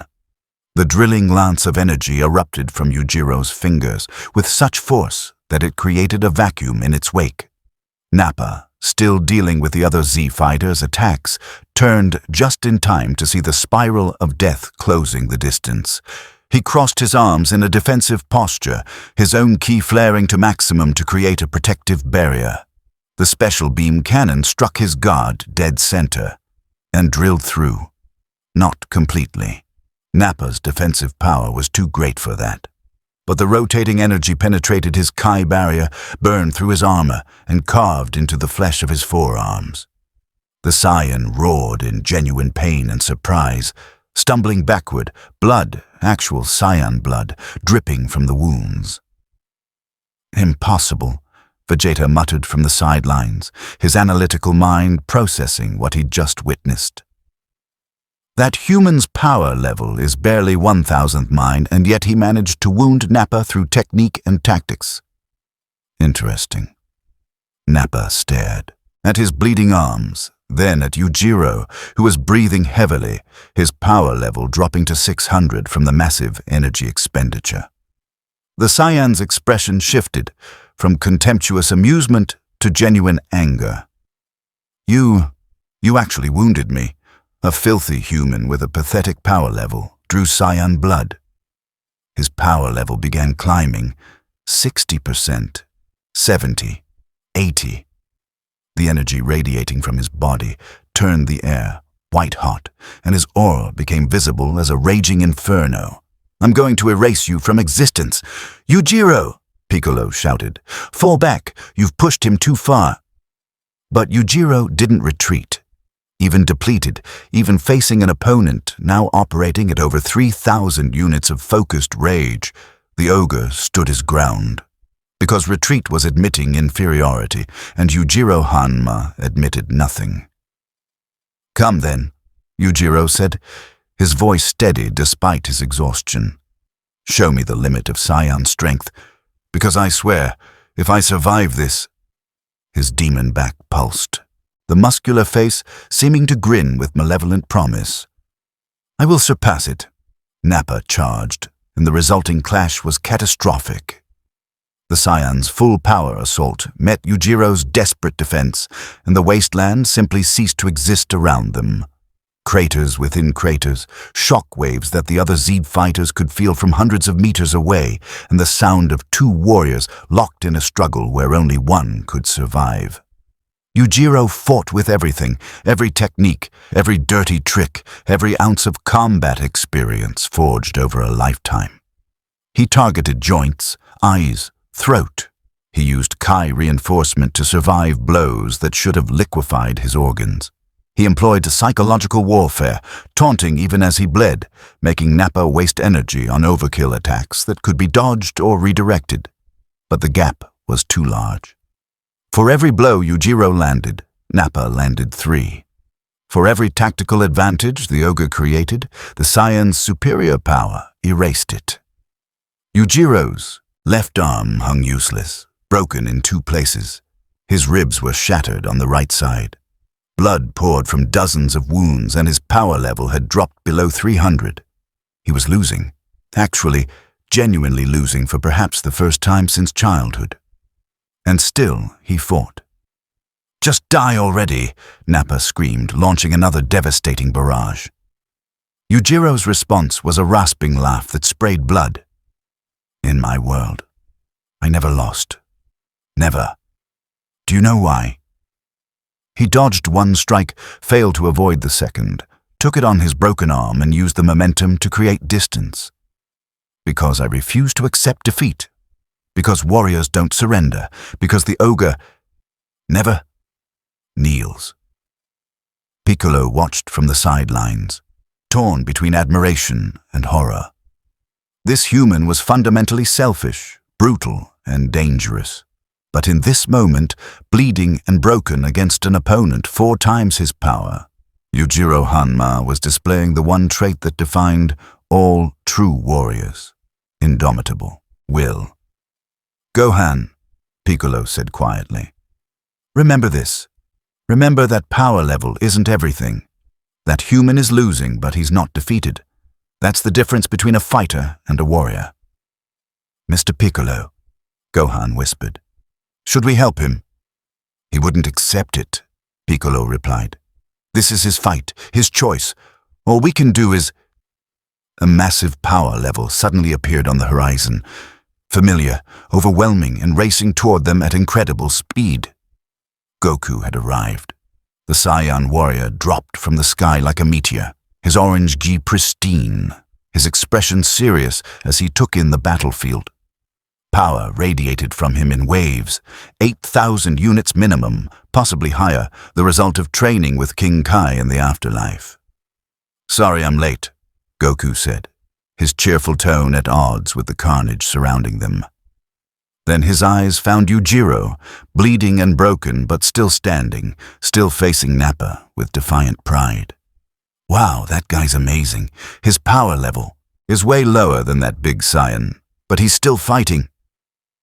"Kakarot," Vegeta said, his voice carrying satisfaction. "So you finally show yourself. I was beginning to think you'd let your friends die first." Goku's expression hardened. "Piccolo, take everyone and fall back. I'll handle this." "Kakarot!" Nappa spat the name like a curse. The low-class runt who should have conquered this planet, but went soft instead. "Vegeta, let me kill him first, then—" "Stand down, Nappa," Vegeta commanded.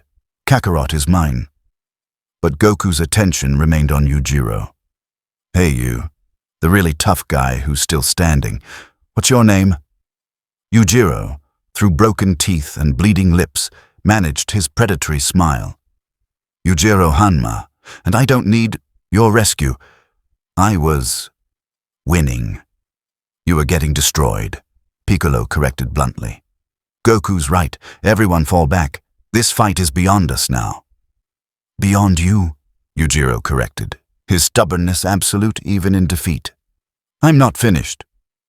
"Yes, you are," Goku said, but there was respect in his voice. "You fought amazing, but now it's my turn. Don't worry, I'll make sure your effort wasn't wasted." And with that, Goku launched at Nappa with speed that made the previous battle look like slow motion.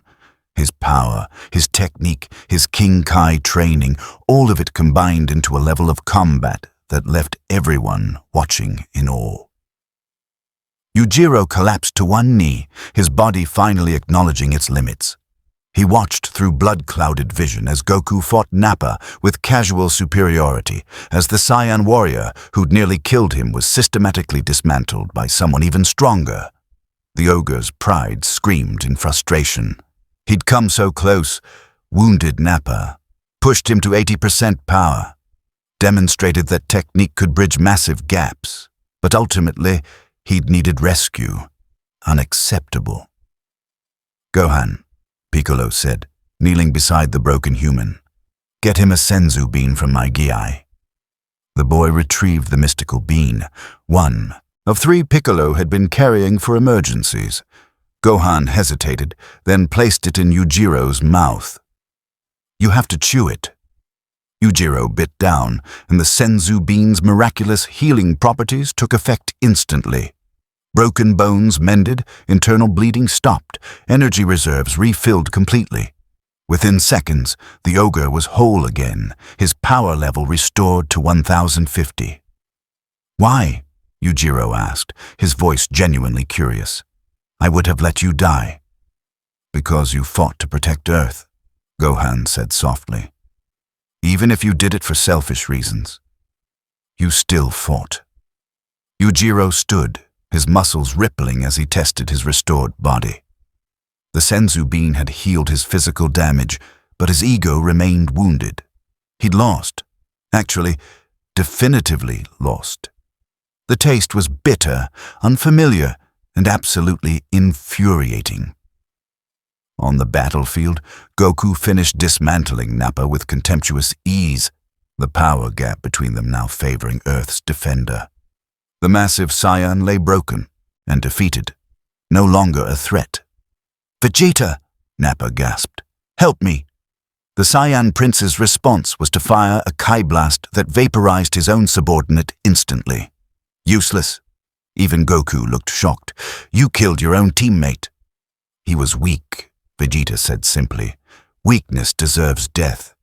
Now then, Kakarot, shall we see if you're worth my time?" Yujiro watched this exchange with intense focus. Vegeta, power level over 18,000, the true apex predator in this scenario. The warrior who just killed his own ally without hesitation because failure meant worthlessness. In that moment, Yujiro Hanma recognized something of himself in Vegeta's cold philosophy and decided that one day he would fight that Saiyan prince, would test himself against that overwhelming power, would prove that even Vegeta's supremacy could be challenged. But not today. Today had taught Yujiro a crucial lesson. In this universe, raw technique wasn't enough. He needed more power, more ki capacity, more transformation capability. He needed to evolve beyond his current ceiling.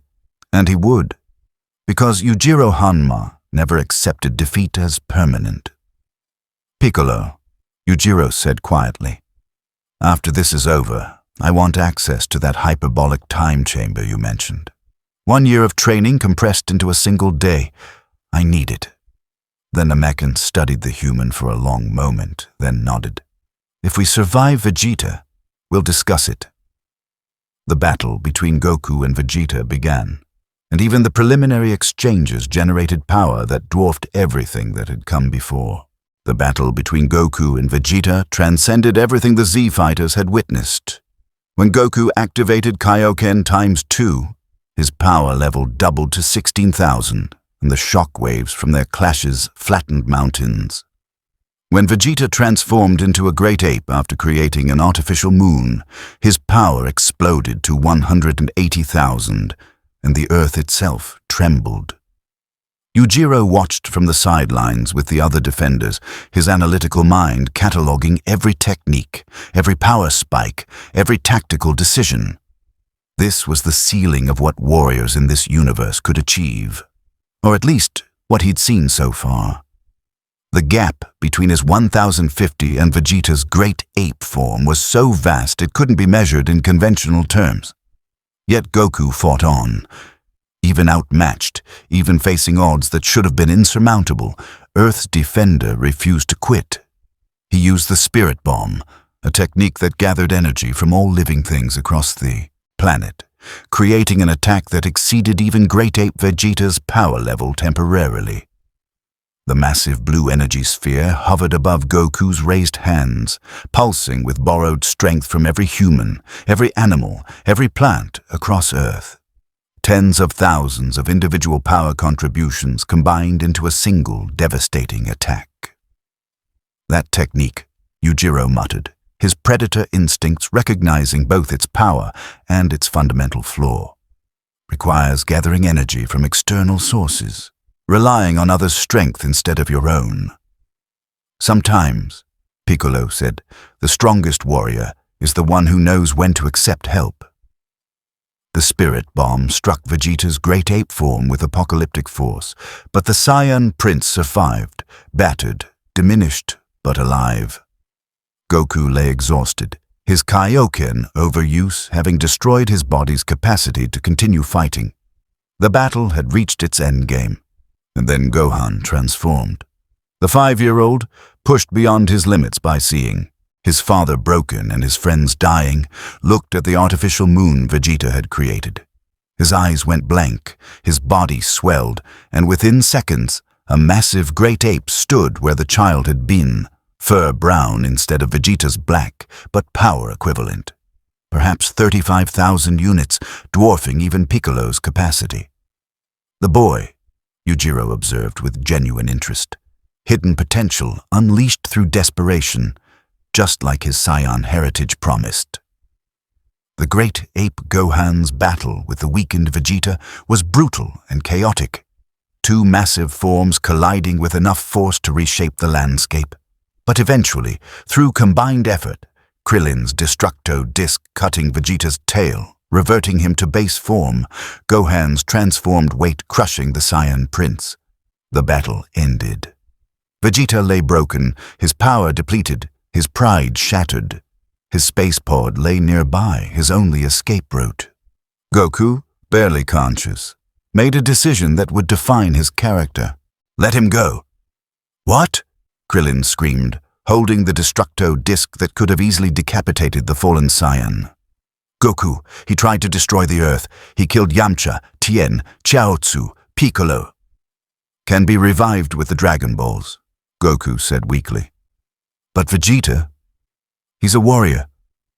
Give him another chance. I want to fight him again someday when we're both stronger. Yujiro understood perfectly that desire to preserve a worthy opponent, to ensure future challenges remained possible. It was the same instinct that had driven the ogre to sometimes spare exceptional fighters in his own world. Not mercy, exactly. More like cultivation. Vegeta crawled into his space pod, his final words a promise of return and vengeance. The spherical vessel launched skyward, carrying the defeated Saiyan prince away from Earth, but not ending his story. The Z fighters had survived. Barely. At tremendous cost, but they had survived. In the weeks following the Saiyan invasion, Earth began recovering. The Dragon Balls on planet Namek could revive the fallen. Piccolo's death had deactivated Earth's set, but Krillin and Gohan prepared for a journey to the Namekian home world to access their more powerful wishes. Yujiro spent those weeks in obsessive training, pushing his already battered body to its absolute limits. The defeat against Nappa had crystallized something in his mind. In this universe, physical supremacy alone was insufficient. He needed exponential power growth, not linear improvement. The Hyperbolic Time Chamber, Kami explained when Yujiro visited the lookout. Also called the Room of Spirit and Time. 1 year inside equals 1 day in the outside world. The gravity is 10 times Earth's. The temperature fluctuates between -40 and 120 degrees. The air is thin, and the psychological pressure breaks most people within hours.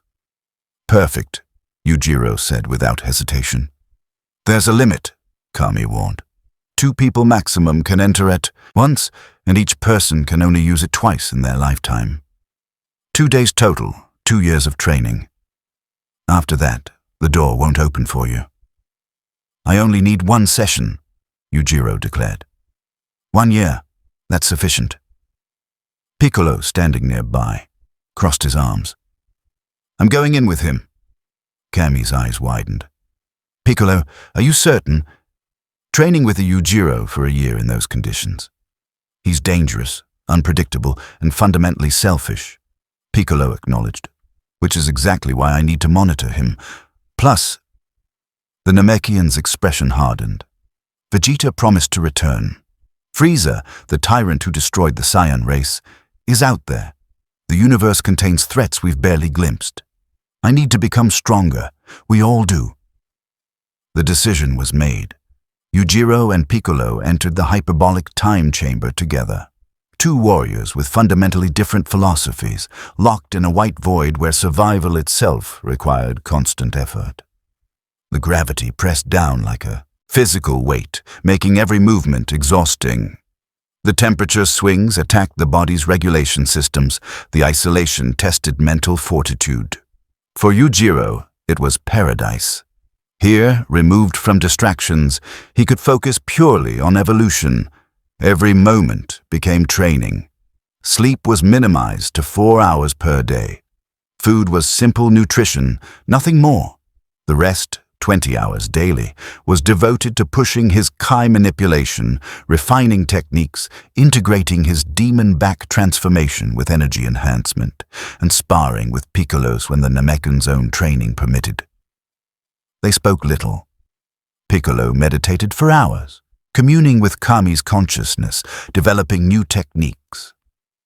Yujiro practiced forms, combining his 137 martial arts with ki circulation patterns, creating hybrid styles unique to his physiology. Months passed in the chamber. 3, 6, 9. Yujiro's power level climbed steadily.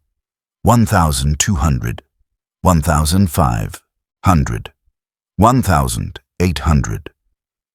The growth was slower than Saiyan exponential curves, but for a human learning ki control from scratch, it represented unprecedented development. At the 9-month mark, something shifted. Yujiro was practicing his special beam cannon when he felt it. The ki circulation pattern aligned with his demon-back transformation in a way it never had before. The energy compressed tighter, rotated faster, and the familiar yellow glow suddenly flickered with white highlights. His power level spiked. Not dramatically, perhaps 20%, but the quality of his Kai changed. It became denser, more refined, more efficient, like the difference between dirty fuel and pure gasoline in an engine. "You've reached a threshold," Piccolo observed, sensing the change. "Your body has finally adapted fully to Kai manipulation. You're no longer forcing it. You're being it. That's the difference between a human with ki and a true ki warrior." Yujiro examined his hands, where white-yellow energy crackled with new potency. "In my world, I mastered my body completely. Here, I've mastered a new aspect of existence. Tell me, Namekian, how much stronger can I become?" "That depends entirely on your potential and willpower," Piccolo replied. "Humans have lower ceilings than Saiyans, but the strongest humans in history have reached power levels in the tens of thousands through pure training. You're already ahead of most Earth fighters despite starting from zero. Where you go from here?" "Limitless," Yujiro finished, "because I refuse to accept ceilings." The final 3 months in the Hyperbolic Time Chamber saw Yujiro refining rather than expanding. His power level plateaued around 2,100, more than double his entrance value, but not the exponential growth Saiyans could achieve. However, his technique mastery had evolved to the point where he could execute a special beam cannon in 3 seconds. His energy efficiency meant he could fight at full capacity 3 times longer than warriors with equivalent power levels, and his combat analysis had integrated ki sensing to the point where he could read opponents' tactics before they executed them. When the door finally opened, after subjective year, one day in the outside world, Yujiro Hanma emerged transformed. Not physically. His body looked largely the same, perhaps slightly more defined. But his presence had changed. The predatory aura that had always surrounded him now carried weight, substance, as if his killing intent had learned to manifest through Kai itself. Piccolo emerged behind him, his own power level having climbed to 2,700. The Namekian's expression was grim. "A year training with you confirmed my suspicions. You don't fight to protect. You fight to dominate. When stronger opponents appear, and they will, you'll prioritize challenging them over defending Earth. Obviously, Yujiro acknowledged without shame. I came to this universe seeking strength. I've found it, and I'll continue seeking it until I've surpassed every warrior in existence. That's my purpose. Then we're enemies, Piccolo stated flatly. No, Yujiro corrected. We're rivals. There's a difference. Enemies seek destruction, rivals seek superiority. I have no interest in destroying Earth. It's a useful training ground and source of challenges. But if you try to limit my growth or prevent me from fighting whoever I choose, his demon back activated, the white-yellow aura flaring around him. Then yes, we'll have a problem. Piccolo's response was to power up to maximum, his own aura erupting. For a moment, the lookout trembled under the pressure of two warriors prepared to clash. Then Kami's voice cut through the tension. Enough. Both of you. Piccolo, Yujiro. There are greater threats than each other. The journey to Namek has already begun. Frieza, the most powerful tyrant in the universe, is there searching for their Dragon Balls. If he succeeds in wishing for immortality, every world, including Earth, is doomed. Yujiro's interest sharpened. Frieza, power level? Unknown, Kami admitted. But according to Vegeta's scattered comments before he fled, Frieza's final form exceeds 500,000. Perhaps much higher. 500,000. A number so vast it made even Yujiro pause. That was 250 times his current capacity. A gap larger than the one between him and Nappa had been insurmountable through technique alone. Then I need to go to Namek, Yujiro declared. Impossible, Kami said. The journey requires a spaceship, and you have no way to— Bulma built one, Piccolo interrupted. For the others, Gohan, Krillin, they left for Namek days ago in our time. But with Capsule Corp technology, another ship could be constructed. Yujiro smiled his predatory smile. Then arrange it, because I will not let the strongest warrior in the universe remain unchallenged. The journey to planet Namek took 6 days by Earth time. Yujiro spent those days in the spaceship's gravity chamber. Capsule Corp had installed one at his demand, and he trained at 15 times Earth's gravity constantly. By the time the green planet appeared on the viewport, his power level had climbed to 2200 through sheer stubborn persistence.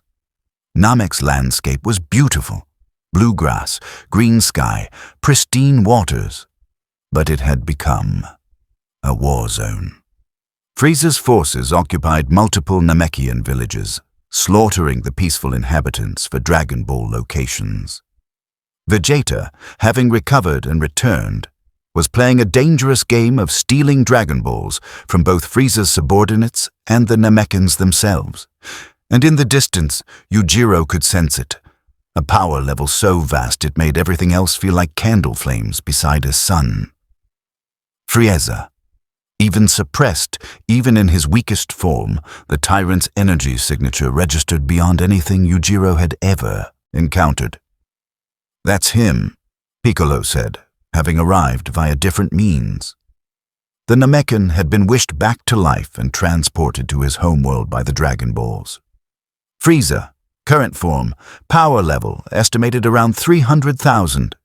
He has 3 more transformations, each multiplying his strength. Yujiro's smile never wavered. Good. I was worried this universe might run out of challenges. The battles that unfolded across Namek were beyond anything Earth had experienced. Vegeta, having received a Zenkai boost, fought at 30,000. Gohan's hidden potential had unlocked further, pushing him toward 15,000. Krillin supported with tactical precision, and Piccolo, having fused with another Namekian named Nail, boasted a power level exceeding 1 million, finally strong enough to face Frieza's second form. Yujiro fought alongside them not out of loyalty, but because Frieza's forces represented the strongest opponents available. He tore through foot soldiers, with power levels in the thousands, his technique allowing him to punch far above his weight class. When he finally faced one of Frieza's elite soldiers, Dodoria, power level 22,000, the Ogre's tactics and refined key manipulation allowed him to survive exchanges that should have been instant death. But survival wasn't victory. Dodoria ultimately escaped, and Yujiro was forced to acknowledge that even after a year's training in the Hyperbolic Time Chamber, he remained in the universe's lower power tiers. The frustration was almost physically painful. Then Goku arrived. Having recovered from the Saiyan battle and trained during his journey to Namek, Earth's defender had reached power levels exceeding 90,000 in base form. With Kaioken multiplication, he approached 180,000. When he activated Kaioken times 20 against Frieza's final form, his power briefly touched 1 million, and still Frieza was stronger. The tyrant's true power, 120 million units in his final form, was so vast that even Goku's most desperate techniques barely scratched him. The battle destroyed Namek's landscape, boiled its oceans, and pushed every warrior to absolute limits. Yujiro watched Goku fight, watched him struggle, watched him nearly die. And then it happened. Frieza killed Krillin. Goku's best friend since childhood, murdered casually as a demonstration of power. The emotional trauma triggered something primal in Goku's Saiyan biology. His hair flickered, his eyes changed, and golden energy erupted around his body in a pillar that reached toward the green sky. Super Saiyan, the legendary transformation that occurred once every 1,000 years. Goku's power exploded to 150 million, surpassing even Frieza's final form. The tide of battle reversed completely. The humble Earth warrior who'd started life as a low-class Saiyan became the universe's strongest fighter through the power of loss, rage, and Saiyan evolution. Yujiro observed the transformation with an expression of pure, undiluted hunger. That was what this universe offered. Not just power measured in numbers, but fundamental transformation that rewrote existence itself. Super Saiyan wasn't a technique that could be learned, it was biological evolution triggered by emotional catalyst. And Yujiro wasn't a Saiyan. Piccolo, Yujiro said as Goku and Frieza's final battle shook Namek to its core. In my world, I'm supreme because I adapted to surpass every challenge. In this universe, Saiyans can transform, multiply their power, break limits that would kill other species. I can't access those advantages. So tell me, what can humans do to compete? The Namekan considered the question seriously. Intense training, technique mastery, and... He paused. Artificial enhancements. The androids created by Dr. Gero have infinite energy, cyborg modification, genetic manipulation, fusion. There are paths to power that don't require Saiyan biology. Yujiro's mind raced through possibilities. Cyborg modification? No, that would mean surrendering his natural supremacy to machinery. Genetic manipulation? Perhaps, but unreliable and untested. Fusion? Temporarily useful, but not permanent solution. No, the answer wasn't transformation. It was perfection. If he couldn't multiply his power through biological transformation, he would perfect every other aspect until the gap became irrelevant. Perfect technique, perfect efficiency, perfect combat analysis. He would become the warrior who defeated gods not through transformation, but through absolute mastery of combat itself. When this is over, Yujiro declared, I'm going back to Earth. Back to the Hyperbolic Time Chamber for my second and final session. 1 more year, that's all I need. 1 year won't bridge the gap to Frieza's level, Piccolo warned. You'd need to increase your power by a factor of 50,000. Impossible without Saiyan biology. Then I won't target Frieza, Yujiro said pragmatically. I'll target warriors at my level and climb systematically. Because that's what predators do. We don't challenge prey that will kill us. We challenge prey we can defeat, grow stronger from the victory, then challenge the next tier. Eventually, his demon back manifested, the muscular face seeming to grin with infinite patience and certainty. Eventually, I reach the apex, even if it takes decades. Even if it requires me to find methods this universe hasn't imagined yet, I will become supreme. Namek exploded, or rather, began exploding. Frieza's final desperate attack had destabilized the planet's core, giving them 5 minutes before total destruction. The survivors scrambled for escape via wishes from Namek's Dragon Balls, which had been gathered and activated during the chaos. Yujiro found himself transported back to Earth along with the other defenders, Porunga's power saving them from annihilation. Goku remained on Namek, presumably dying with the planet as a final sacrifice. But the Saiyan survived, found a space pod, escaped, and would return months later. Because in this universe, death was temporary, and defeat was just set up for the next transformation. Standing on Earth's soil again, Yujiro assessed his situation. Power level, 2200. Respectable by human standards, but laughable compared to Super Saiyan Goku's 150 million. The gap was so vast that bridging it through conventional training would take lifetimes. So he wouldn't use conventional training. Bulma, Yujiro said, finding Earth's genius inventor at Capsule Corp. I need access to every piece of alien technology recovered from the Saiyan and Namekian conflicts. Every scouter, every piece of armor, every weapon. I want to understand how advanced civilizations enhance their warriors. Why? Bulma asked suspiciously. She'd heard stories about this dangerous man who'd fought Nappa. Because I intend to surpass every fighter in this universe, Yujiro replied with absolute honesty. And I'll use every advantage available to achieve it. Technology, training, technique, nothing is beneath me if it increases my power. Bulma studied him for a moment, then shrugged. Fine. But if you try anything that threatens Earth, Goku will kick your ass when he gets back. I'm counting on it, Yujiro said, his smile predatory. A rematch with Super Saiyan Goku is exactly what I'm training toward. Over the following months, Yujiro became Earth's most obsessive warrior. He took his second Hyperbolic Time Chamber session, emerging with a power level of 5,400. Impressive growth, but still far below the Frieza Saga's upper tiers. He studied every fighting style Earth offered, integrated them with his Kai manipulation, and developed his own unique combat philosophy that blended technique mastery with energy efficiency. When Cell eventually appeared, the bio-android containing cells from all of Earth's greatest warriors, including Goku, Vegeta, Piccolo, and Frieza himself. Yujiro observed the Cell games with intense interest. Here was an enemy who'd achieved perfection through integration, through absorbing the best qualities of multiple species. A path Yujiro couldn't follow, but could learn from. Gohan, Yujiro said to the now 11-year-old half-Saiyan as they watched Cell challenge the world's fighters. You're going to transform today. I can sense it. Your hidden power, the rage that dwells beneath your gentle nature.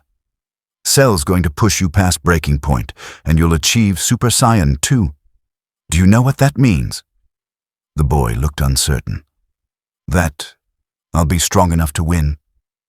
It means that this universe rewards those who break their limits, Yujiro explained. You'll surpass your father today through emotional catalyst. I can't do that. I'm not Saiyan.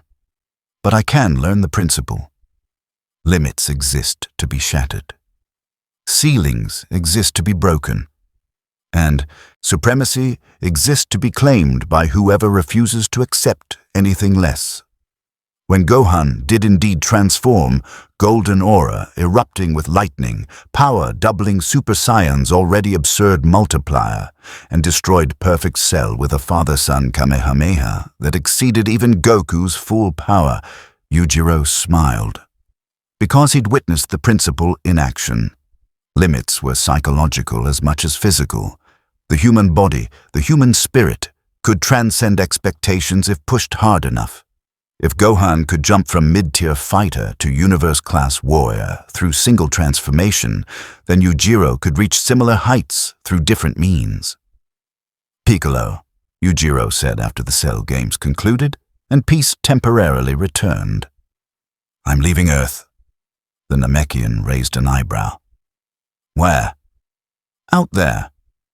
Yujiro gestured towards space. "This universe contains 12 universes, each with their own fighters. Tournament of destroyers, tournament of power. Countless warriors I haven't faced. I've learned everything Earth can teach me. Now I need challenges that will push me beyond my current ceiling. I'll return when I've achieved new heights." "You might die out there," Piccolo warned. "Then I'll die fighting the strongest opponents available," Yujiro replied. "Better than stagnating here, waiting for the next crisis. Tell Goku that when he's bored of farming, I'll be somewhere in the universe, growing stronger, and one day..." His demon back activated for emphasis. "I'll return strong enough to make even Super Saiyans acknowledge my supremacy." With that declaration, Yujiro Hanma departed Earth aboard a spacecraft purchased through methods Bulma didn't want to know about, heading into the cosmic unknown in search of warriors, challenges, and the next rung on his endless ladder toward absolute dominance. The legend of Yujiro Hanma entering the Dragon Ball universe became a footnote in Earth's history of cosmic battles. Not because his story was insignificant, but because the Z-Fighters faced so many threats that individual warriors blurred together unless they reached Goku-tier relevance. But those who trained with the Ogre never forgot him. Piccolo remembered the year spent in the Hyperbolic Time Chamber with a predator who viewed every moment as opportunity to grow stronger. Gohan recalled the man who fought Nappa despite impossible odds, demonstrating that willpower could bridge power-level gaps. Krillin told stories of the human who learned ki manipulation in months instead of years, proving that talent combined with ruthless determination could achieve the supposedly impossible. And across the universe, in tournaments held by destroyers, on planets where warriors gathered to test themselves, in the shadows of cosmic battles between gods and mortals, rumors spread of a human fighter without Saiyan biology who nonetheless competed with beings far beyond his weight class through pure technique mastery. Some said he'd reached power levels, in the tens of thousands through training with alien martial artists. Others claimed he'd found methods of enhancement that didn't require technology or transformation. A few whispered that he'd discovered how to weaponize killing intent itself, turning his predatory aura into tangible pressure that weakened opponents before combat even began. The truth was simpler and more terrifying. Yujiro Hanma had learned the fundamental lesson of the Dragon Ball universe. Limits exist to be surpassed. Every fighter, regardless of species or starting point, could break their ceiling if they refused to accept it as permanent.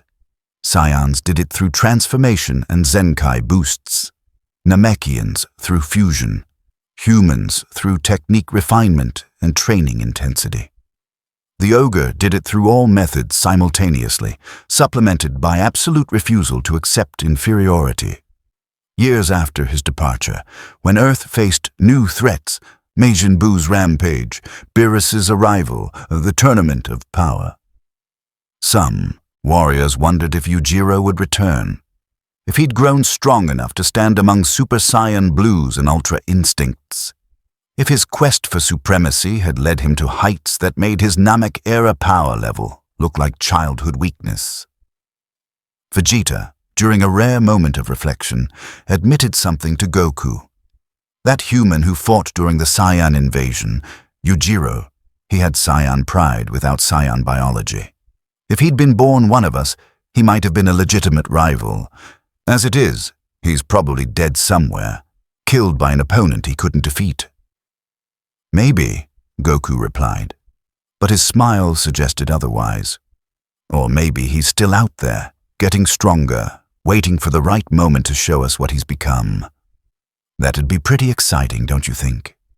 The sky above Earth remained clear, and the universe continued its endless cycle of conflict, transformation, and warriors pushing beyond their limits.